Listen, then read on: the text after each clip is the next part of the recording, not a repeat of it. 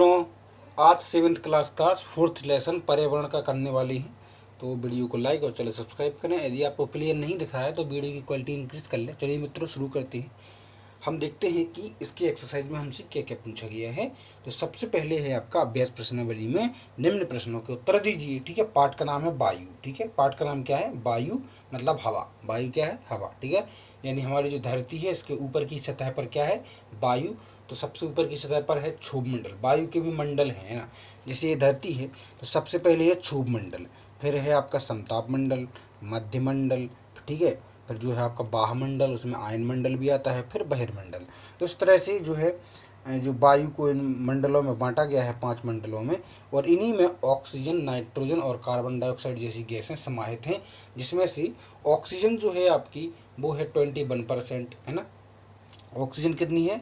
21%। फिर आपकी आ जाती है 78% जो है आपकी आ जाती है नाइट्रोजन, और अदर 1% में अदर गैस आ जाती हैं। ठीक है, ऑक्सीजन, नाइट्रोजन, अदर गैस। ठीक है, तो मित्रों अब बाकी हम जो है क्वेश्चन आंसर में कवर करेंगे, देखेंगे। तो देखो, सबसे पहला क्वेश्चन क्या पूछा गया है आपसे?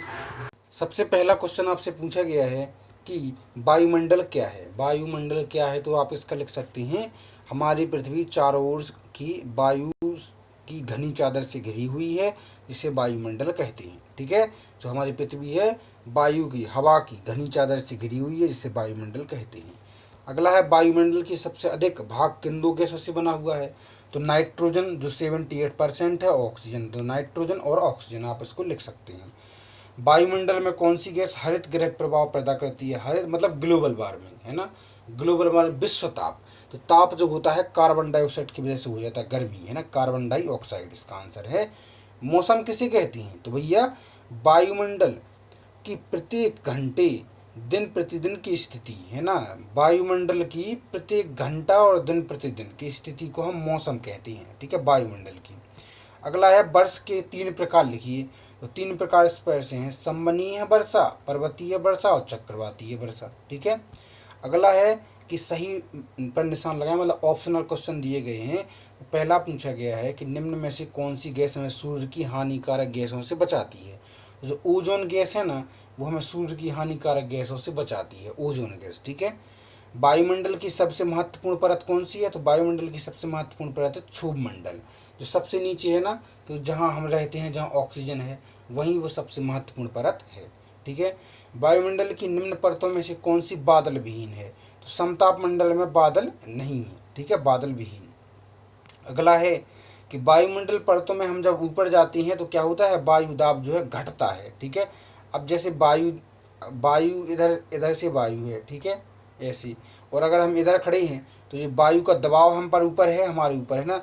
जैसे हम ऊपर जाते जाएंगे तो वायु, अब इतनी वायु का दबाव हट गया, फिर और ऊपर गए तो इतनी का हट गया, इस प्रकार, और ऊपर चले जाएंगे तो वायु का दबाव हम पे ऊपर से हट जाएगा। दबाव मतलब प्रेशर। ठीक है, जैसे हमें कोई दबा रहा हो, वो वाला प्रेशर।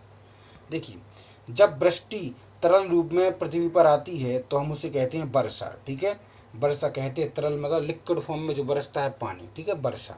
अगला है कि निम्न जोड़ी को मिलाइए। तो देखो बच्चों, सबसे पहले आपको क्या करना है कि जो व्यापारिक पवनें हैं, व्यापारिक पवनें, उनको मिला देना है आपको। कौन सा? स्थायी पवनें। कौन सी? स्थायी पवनें। लू, लू को आपको मिला देना है क्या?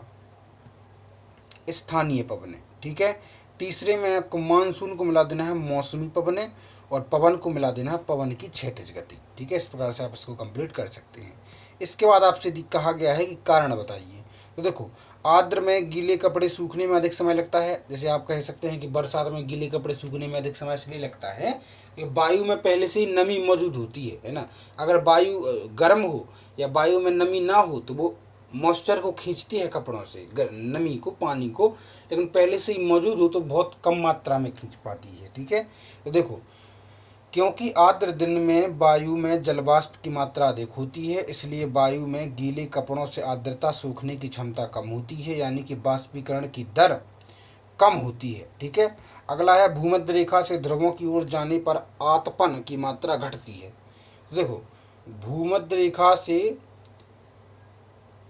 क्योंकि भूमध्य रेखा पर सूर्य की किरणें सीधी पड़ती हैं, जबकि ध्रुवों की ओर सूर्य की किरणें तिरछी पड़ती हैं, इसलिए जो आतपन है, आतपन मतलब तपन गर्मी जो हीट है वो उसके ध्रुवों की ओर जाने से मात्रा जो है घटती जाती है। जैसे ये पृथ्वी है, जैसे मान लीजिए आपकी, तो यहाँ पर जो है सबसे ज़्यादा गर्मी होती है, और जैसे ही आप यहाँ ऊपर जाते जाएंगे ध्रुवों की ओर, तो जो है ठंड, जो आतपन की मात्रा, तपन की मात्रा घटती जाएगी। ठीक है, अब ऐसा इसलिए होता है क्योंकि सूर्य की किरणें जो हैं इधर बिल्कुल सीधी पड़ती हैं और इधर तिरछी पड़ती हैं। ठीक है, आई होप गाइस कि आपको समझ में आया होगा। वीडियो को लाइक और चलो सब्सक्राइब करें। मिलते हैं अगली वीडियो में। Take care, bye bye.